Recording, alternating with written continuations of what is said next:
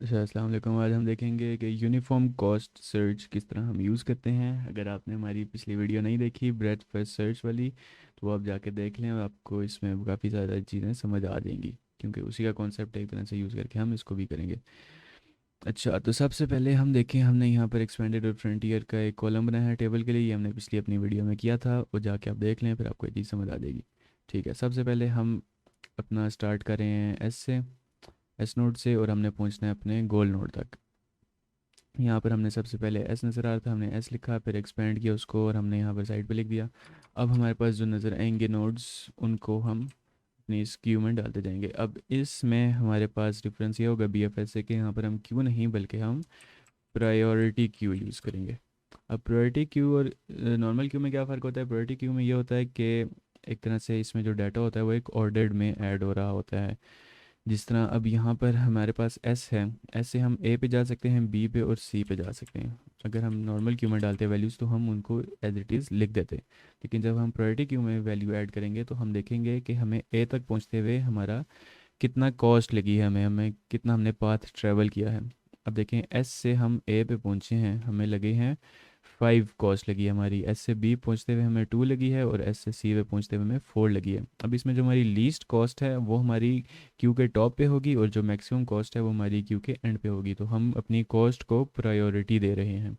इस केस में हमारे पास जो बी है, हम बी पे सबसे जल्दी पहुंच जाते हैं, हमें 2 कॉस्ट लगती है, तो हम बी को सबसे टॉप पे लिखेंगे और हम इसके आगे इसकी कॉस्ट भी मेंशन कर देंगे। फिर हमारे पास आती है सी। सी की हमारी कॉस्ट 4 थी और ए की हमारी कॉस्ट 5 थी, तो हमने इस तरह इनको अपनी प्रायोरिटी क्यू में अरेंज कर दिया सॉर्टेड ऑर्डर में। अब इसमें से जब हमने वैल्यू निकालनी होगी वो हमारी टॉप में से ही निकलेगी, उसमें कोई डिफरेंस नहीं है। तो हम यहाँ से अपने बी को निकाल लेते हैं, उसकी अगली बारी थी, और हमारी जो पिछली क्यू थी उसको हम एज इट इज़ नीचे ले आएंगे। अब हमारे पास बी से हम किधर जा सकते हैं? अपने जी गोल पे जा सकते हैं। अब जी गोल पे पहुंचते हुए हमें कितनी कॉस्ट लग रही है, ये कॉस्ट हमने देखनी होगी कि हमें एस से लेकर उस जी तक कितनी लगेगी। एस से लेकर जी तक हमें सबसे पहले 2 लगती है, फिर हमें लगती है 6, यानी कि हमारी टोटल कॉस्ट लग रही है। अगर हम बी वाला पाथ यूज़ करके जी पे पहुँचे तो हमारी लगती है 8 लगती है। 6 + 2 8 लग रही है। जी का जो पाथ बन रहा है वो 8 का बन रहा है। 8 हमारी इस क्यू में किधर फिट होगा? बिल्कुल एंड पे फिट होगा, तो हम इसको एंड पे लिख देते हैं। अब अगली बारी है हमारी सी की। हम यहाँ पे सी ले आते हैं, अपनी पिछली क्यू को एज इट इज़ नीचे ले आएंगे। अब सी हमारा किधर जा सकता है? एफ़ पे जा सकता है, और एफ़ पे हमारी कितनी कॉस्ट लग रही है? 2 + 4 6, और 6 हमारा इस एरिया में फिट हो रहा है, तो हम एफ़ को इधर ऐड कर देंगे। फिर हमारे पास ए आ जाता है, पिछली क्यू को हम एज इट इज़ नीचे लिख देंगे।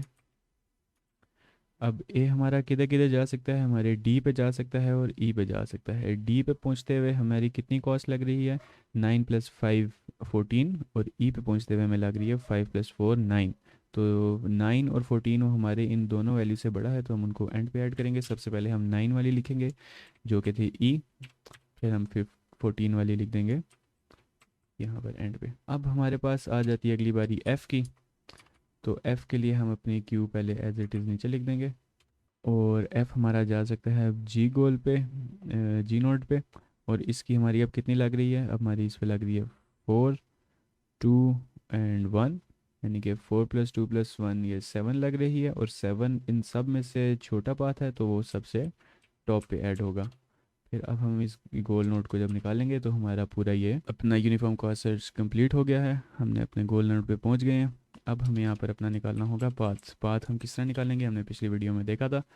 अब हम सबसे पहले देखेंगे जी को एज इट इज़ इधर लिख देंगे, इसको कॉमा लगेंगे। अब जो वैल्यू आएगी वो इसके पीछे ऐड होगी। अब ये जो जी है ये G7 है। ये G7 सबसे पहले किधर ऐड हुआ था क्यू में? वो इधर ही ऐड हुआ था, जो क्या आया था उसके पास एफ़। एफ़ को हम इधर लिख देंगे। अब ये F6 है, ये F6 सबसे पहले किधर ऐड हो रहा है क्यू में? हमारी इस लिस्ट में यहाँ पर ऐड हो रहा है, और इस वक्त एक्सपेंडेड में हमारा सी था, तो हम यहाँ पे इसको सी लिख देंगे।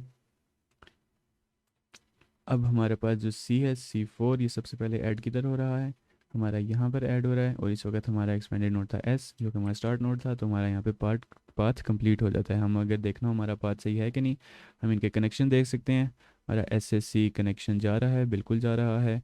फिर सी से एफ हमारा कनेक्शन जा रहा है, बिल्कुल जा रहा है। फिर एफ से हमारा जी कनेक्शन जा रहा है, बिल्कुल उनके बीच में कनेक्शन है।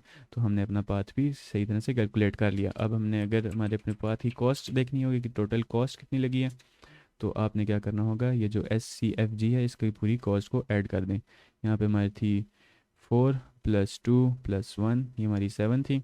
और आप एक और तरीके से भी देख सकते हैं कि जो अपने लास्ट आपका जो नोड होगा उसकी कॉस्ट क्या थी क्यों में, यहाँ पे 7 थी, तो आप यहाँ पर उसको एज इट इज़ देख के भी लिख सकते हैं। तो इतना था हमारा यूनिफॉर्म कॉस्ट सर्च।